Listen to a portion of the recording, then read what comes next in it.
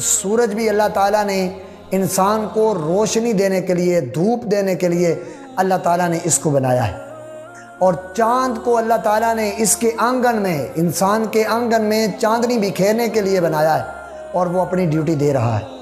وہ آج تک چاندنی بکھیر رہا ہے اپنی، ہر انسان کے گھر میں اس کے چاند جو ہے وہ اس کی چاندنی وہ ہر گھر میں پڑتی ہے۔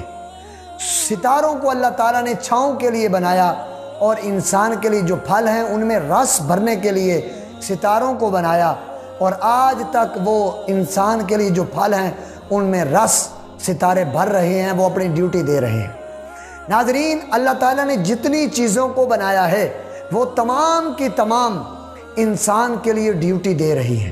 لیکن انسان کو جس مقصد کے لیے اللہ تعالیٰ نے پیدا کیا وہ مقصد سے انسان ہٹ گیا، اس مقصد سے انحراف کر رہا